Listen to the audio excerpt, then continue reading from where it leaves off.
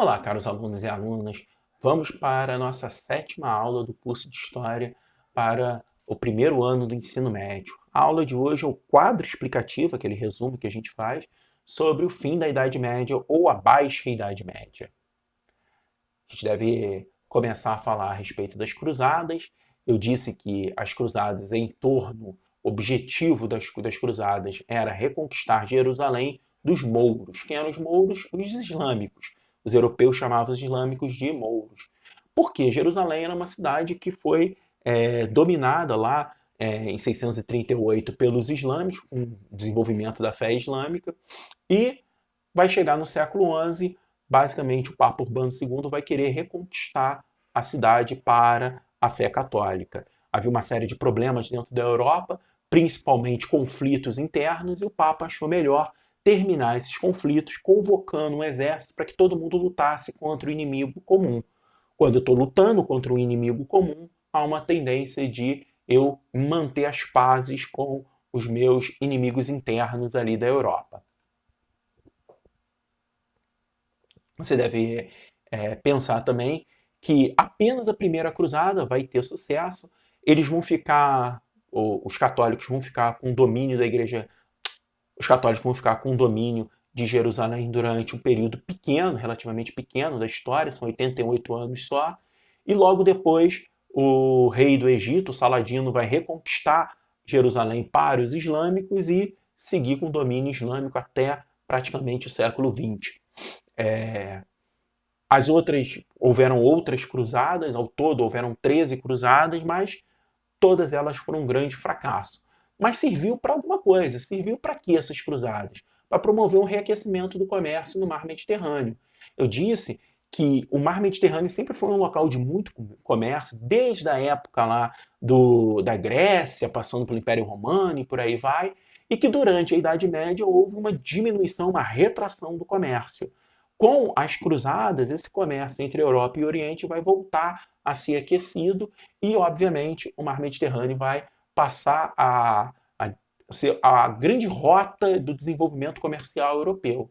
E nessa grande rota, duas cidades vão se destacar. Cidades essas do norte da Península Itálica, que a cidade de Gênova e Veneza vão ser os grandes portos comerciais.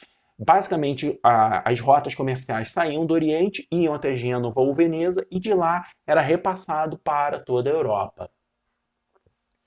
Disse para vocês que a crise do feudalismo ela se dá por alguns fatores, entre eles o primeiro grande fator aí é o lance da grande fome. Então você vai ter vários problemas climáticos na Europa que levam à escassez de alimento, que afeta diretamente a população mais pobre, principalmente ali os servos, camponeses.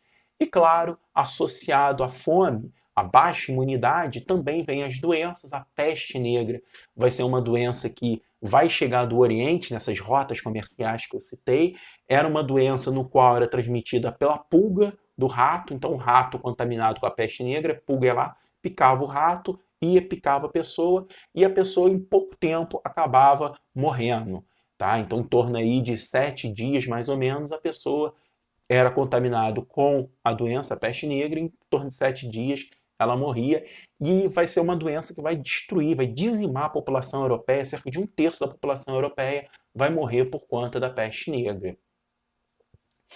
Também vinculado à crise do feudalismo está a Guerra dos 100 Anos, certo?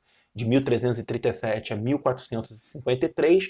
É uma guerra que tem um nome simbólico de Guerra dos 100 Anos, ela dura um pouco mais do que 100 anos, são 116 anos de guerra, mas não é um conflito direto entre Inglaterra e França. Vai ter momentos de batalhas mais intensas, menos intensas, período de paz, de trégua, volta à guerra e por aí vai. E tudo se dá pela morte do rei, o Carlos IV. Quando ele morre, não deixa herdeiro o homem e começa o trono a ser pleiteado entre o Felipe de Valois, que era da França, e o Eduardo II, inglês também, ambos parentes do rei.